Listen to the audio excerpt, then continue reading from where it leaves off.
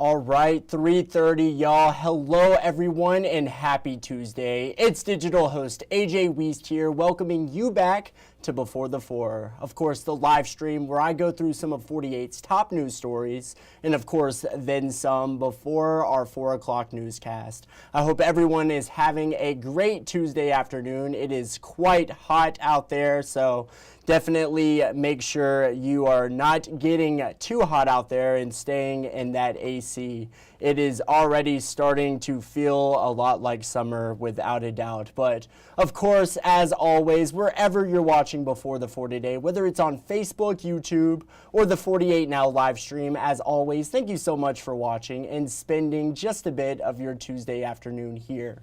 We have quite a bit to jump into, so I say without further ado, we go ahead and start things off. And let's begin in Priceville, where earlier today we learned more details regarding yesterday's concrete collision on I-65. Now, state troopers say a Trinity man was transporting an excavator via tractor trailer when he hit a concrete overpass at Upper River Road just before 1 yesterday afternoon. The collision caused concrete to fall from the overpass and caused traffic delays for hours before the road reopened shortly before 8 last night. Now, AlDOT says an engineer's initial inspection found damage to the concrete on all 6 bridge griders. Now, that's those long horizontal beams that support the bridge deck. After making some repairs last night, officials say an emergency bridge inspection team will further perform more assessments later this week to help figure out what's the scope of the repair that needs to be done. Now, the investigation into the incident remains ongoing, and we'll be sure to update you both on air and online as we learn more. And 48's Faith Delp will have more on this situation coming up in our evening newscasts. But now heading out to Marshall County, the sheriff's office has released photos of a missing and possibly endangered 13-year-old girl and a 32-year-old person of interest. Officials say 13-year-old Dietzi Pizarro was last seen on Martling Road in Albertville with her dog, a chocolate-colored American Bully, on April 19th. She is Hispanic with black hair and brown eyes. Now, officials believe Pizarro may be with 32-year-old Raul Romero. Romero is a Hispanic man with brown hair and brown eyes. He's 5'8" and 135 pounds. Officials say he has ties to Huntsville. Now, if you have any information on the whereabouts of Pizarro, please contact the Marshall County Sheriff's Office or call 911. But now let's turn over to the weather. The chance of rain is expected as we dive further into the work week. 48 First Alert Chief Meteorologist Brad Travis gives us the latest update. Brad? Well, good afternoon. We've got good weather out there again today. Another warm day. It started off a lot cloudier, though, but still no significant rain. A few spotty showers here and there. Nothing out there here as of about 3:15 this Tuesday afternoon. Still some smoke and haze out there from prescribed burns. That's going to go away over the weekend. A big cold front on the way. We'll talk about that in just a second. But right now, temperatures in the upper 70s east because the cloud cover is a little thicker there, 73 in Fort Payne. There's also more of an easterly wind there, almost kind of a wedge effect, I believe. 86 degrees in Athens and 86 in Muscle Shoals. For your Wednesday, we'll start with a few clouds again. A lot like today, really. Southerly winds will take hold in most areas, but close to the Georgia state line, might see more of an easterly wind there. Temperatures in the 80s, maybe upper 70s along the Georgia state line. Here's your 3-day forecast. Big changes Thursday and Friday. Scattered showers and thunderstorms. Some could be strong Thursday. I think the brunt of the stronger thunderstorm chances will be confined to Thursday. Secondary front moves in Friday. Still a few thunderstorms with that, but some much needed rain here for those spring gardens as we go through your Thursday. A few strong storms, but nothing really severe. It's going to hit probably during the evening commute. It'll be out of here overnight. And Friday starts off a little bit cooler, but we wait on that second front and it won't get here until probably Friday night. So 4 o'clock, a hit and miss shower or thunder shower, but then the brunt of it you can see after 10 o'clock Friday night. Behind that, the cold front's really going to come through. We'll talk more about that coming up. Over the next 12 hours, though, temperatures in the 70s through about 10 o'clock tonight. And of course, you probably already know, make sure to tune in to Weather Extra tonight at 9:30 for the latest Brad is seeing on the radar just before the 10 o'clock newscast. Again, that is tonight at 9:30. Brad Travis will be back here in the CTV Center giving you all the latest. But now let's turn over to a story in case you missed it. Now on Sunday night, a historic train car at the Huntsville Depot Museum downtown went up in flames. Yesterday, 48's Noah Cowell spoke with the family who witnessed that happen. They say they're now concerned about the future of the historic museum, urging city leaders to invest in its history. Noah Cowell reports. For decades, the Huntsville Depot Museum was a spot for people to see a big part of the city's history, whether through daily tours, field trips, or even a site for prom pictures. For Ashlyn and Kane Garcia, it's just their second home. She's taken her son to see the old trains almost every week since he was 3 years old. Kane is obsessed with trains, and despite never having a museum tour, he knows what this place once offered. You could go inside that's ringing the bell, make noise on that steam locomotive. You could, everything just looked clean. You could go inside a little toots, go inside the station. My mom says I didn't go in there, but I think I did. Different opinions. Kane spent the afternoon acting as a tour guide, showing all the functions of the old train. This steam locomotive was built in 1904. A tender is something that holds all the coal. The steam dome would, if it had too much pressure in it, it could, without that, it could pop. Kane says he wants nothing more than to see this museum and these trains up and running again, but his mother says recent trends aren't pointing up. While the museum is closed, the grounds have been open to anyone, and she says they found people's clothes and bed sheets lying throughout the train car, even a hairdryer, comb, and pile of clothes behind the firebox of the train. And the rope Kane loved to pull and ring the loud bell has now been broken twice. Now they question what led to this, a vintage rail car destroying after bursting into flames Sunday afternoon. At this time, city leaders don't believe it was set intentionally, but continue to investigate. Ashlyn has a message to the city, who took ownership of this museum in October. This is one of the basic things that we already have, so we should really try to go ahead and just take care of that instead of letting it demise to the point that there's no bringing it back.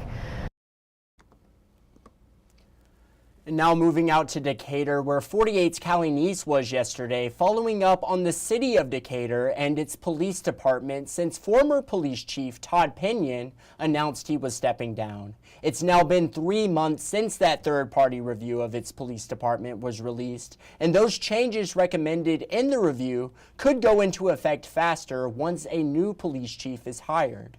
48's Callie Neese with the story.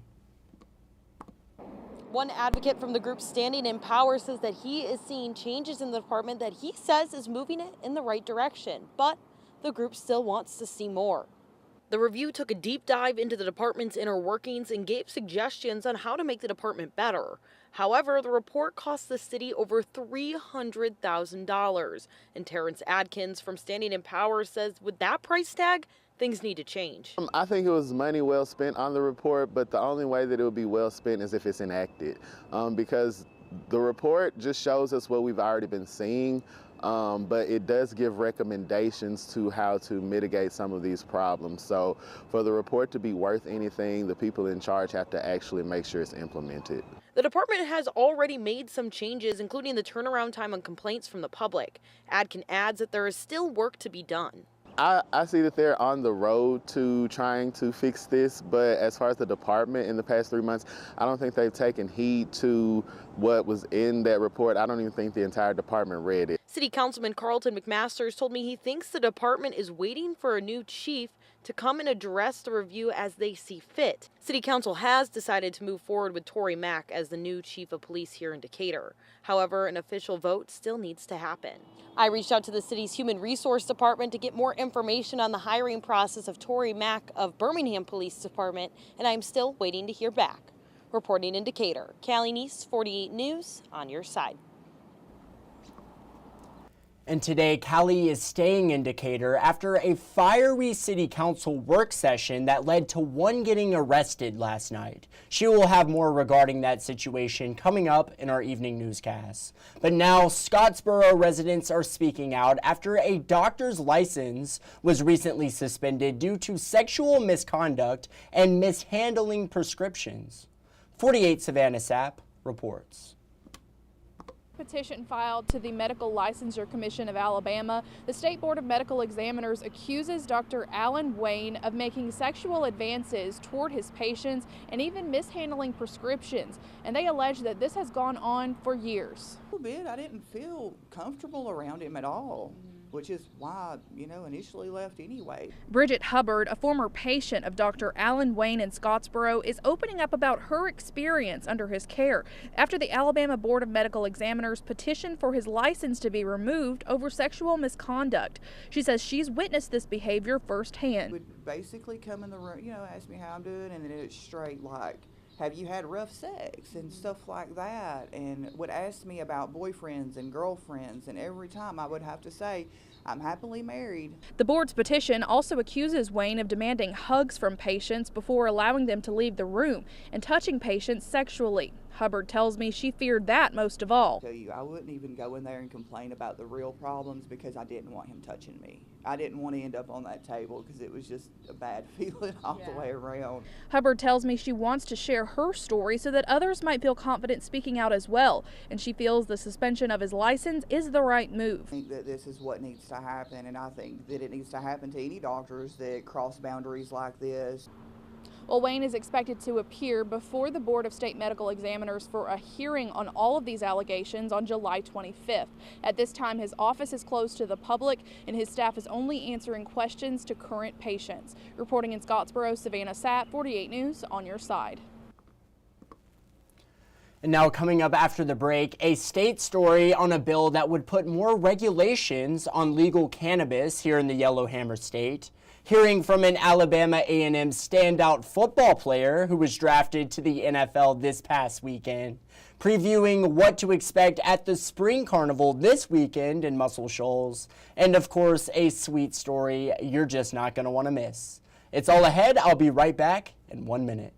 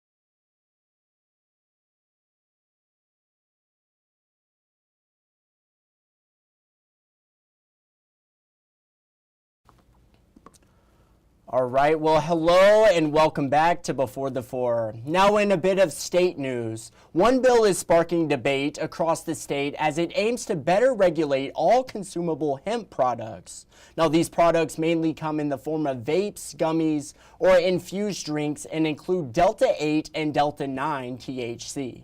48's Claudia Peppenhorst recently spoke with State Representative Andy Witt, who's sponsoring the bill. He says the only current regulation of these products is that they cannot be sold to minors, but he believes that's not enough to keep people safe and is looking to beef up those regulations. These products are mainly sold in convenience stores, smoke shops, grocery stores, and even bars and restaurants. House Bill 445 would authorize the Alabama Alcoholic Beverage and Control Board to regulate these products through licensure of manufacturers, wholesale distributors, and retailers. It would also make these products available in 21 and over stores with a 5 milligram cap per individually wrapped gummy or drink. Take a listen to what Representative Witt had to say about the bill. You've seen it explode in our grocery stores, our convenience stores, where these packs of gummies that are often marketed just to kids, with Doritos, Airheads, Nerds, the packaging, strawberry shortcake. This is targeting our kids. And Witt added that in 2024, there were 260 reported overdoses with these products. He says 161 of those were children. Now, this bill has also sparked a bit of debate here in Alabama. You can read our full story on our website. Just go to WAFF.com to hear what people who oppose the bill are saying. But now, staying in state news, a Montgomery mother is speaking out against gun violence after her 17-year-old son was shot and killed last Friday. She says the heartbreak of losing her son has created a big void in the house and says it has to stop. WSFA's Rosanna Smith reports. 17-year-old Xavion Simpkins brought joy to his family. From playing drums to bringing laughter, his mother and grandmother say he was the heartbeat of their home. He was the comedian, the dancer, the singer. He was a self-taught drummer, so he played drums, but he got along with anybody, no matter who they were. But somebody stole all of that joy. April 4th, Xavion was shot and killed. His mother, LaShanta Simpkins Hagler, says the loss leaves a big hole. And it's a big void in the house. It's one of our puzzle pieces missing. Investigators say 3 teens, including 2 brothers, shot Xavion while robbing him and another teen. Police say the suspects took $500 and an iPhone.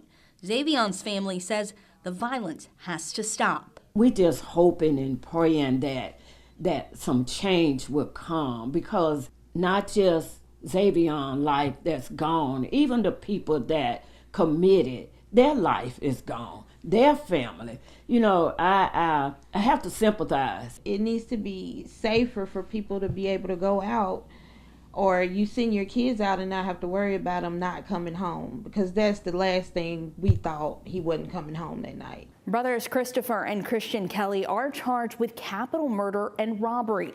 The third suspect's name was not released due to his age. He is also charged with capital murder. Rosanna Smith, WSFA 12 News. Well, such a heartbreaking story there, but now we got to give a shout out to one of our own North Alabamians headed to the NFL. That's right, Alabama A&M offensive lineman Carson Vinson is heading to the Baltimore Ravens, in case you missed it. This weekend, he was drafted 141st overall, which makes him the first draft pick out of Alabama A&M since 2011, and is the first offensive player drafted from the program in more than 30 years. Take a listen to what he had to say after getting drafted. The family feel that I got from there, and then they built me up, because everything I am right now is that Alabama A&M built. So, you know, I credited them and my coaches and those training staff, and they got me together. And, you know, it's really just to be a blessing that I can not only come from those institutions, but when I get to where I'm at, I can give back, because that's one of the most important things too, is giving back. That's right. I love the attitude. I love the spirit there. Alabama A&M built, and let me tell you, he was a beast out there. I am definitely wishing him the best of luck throughout his NFL career. But, well, if you're like me and you're already planning what to do this weekend here in North Alabama, one thing you can do with the whole family is check out the annual Spring Carnival going on in Muscle Shoals. Now, the carnival is set to get underway tomorrow starting at 5 p.m. and will continue each day until Sunday. Today, I spoke with Melanie Hugley with the North Alabama State Fair Board, and take a listen to what she had to say about the Spring Carnival. Super exciting. First, talk about this year's Spring Carnival and what new things we can expect to see this year. Well, this year's Spring Carnival is, it's your traditional carnival for this time of the year, with great fair food, games, rides. There'll be exhibits set up as well. So plenty of things for the family to come out and do together, hopefully, and just something for all ages. course, we're going to have the traditional fair food, which is always great. We'll have some local food trucks that'll be there as well. So, your cotton candy, your candied apples, those corn dogs, all of that great stuff. There'll be there are food trucks there with barbecue. I think some smash burgers, maybe some different things like that. So it'll be a little combination of fun time shows, food sources, and also some local food sources that'll be available. That is definitely making me hungry. You definitely had me at smash burgers. I love me a mean smash burger. What are some of your personal favorite rides that will be there? I know I saw the Hurricane and the Cobra. Those both will be updated this year, along with some new rides. Do you have a favorite? Well, I like a little slower than the Hurricane myself. So, I like to lean more toward the big slides and the slower, more carousel type rides than the Hurricane. But I know that there's a great there's always a line for that as well. So plenty of things like that to do. Lots of choices, like I said, for all ages and different likes. And as far as it goes with rides like that. All right, that's good to know. I ride the Hurricane first and then I eat after. That sounds like a plan there. I'm definitely not eating before that. But yes, the Spring Carnival coming back to Muscle Shoals. It starts tomorrow and it will continue on until Sunday. I think the hours are from 5 to 10 on weekdays, and then weekends, of course, they are starting at noon until 11 p.m. And it looks like it's going to be a beautiful weekend, so definitely going to want to head out to Muscle Shoals and check out this Spring Carnival. But check this out. There's a mystery behind a book returned to a New Jersey school library 43 years late. The overdue book was mailed to the school with a check inside, and now student readers are turning into detectives. Jen Maxfield has the story. The students at Stillman Elementary School in Tenafly aren't just reading mysteries, they're trying to solve one. Everyone's just very curious about the whole thing, and you kind of want to solve it. Last week, this box arrived at school. Inside, a money order for $40 and a copy of Jumanji, checked out in May 1982. So who is the secret sender from Pennsylvania? This was like its own natural lesson that just kind of fell into our laps of another way of researching. Stillman students are on the case, doing the detective work to uncover who Jessica from second grade is today, building a website to organize clues, even researching Mrs. Wilbur, the school's former librarian. We got the Google and we got to see a lot of cool things about her. By the time Jumanji was returned, it was 43 years overdue. The kids say they understand that sinking feeling of finding a late library book at home. I was stressed out. I thought the police were going to come for a second. I was just worried. I don't know, I was worried about what was going to happen. Stillman's amateur sleuths also question whether Jessica wants to remain anonymous. It's kind of rude that we're trying to find them when they didn't want to get found. They just want to say thank you. Maybe I should just reveal myself. Whether or not the students find the person who mailed the library book, they say they enjoyed piecing together all of the clues and using their imaginations to help solve the problem. And now let's head into the stories you're just not going to want to miss coming up in our evening newscasts. A Pokemon card theft here in North Alabama. Get those details coming up. A man accused of killing 5 at a popular Huntsville bar indicted. Get that story. And finally, an awesome story on a local high schooler receiving the Taco Bell Live Moss scholarship. And these are just a few of the stories you're just not going to want to miss coming up in our evening newscast.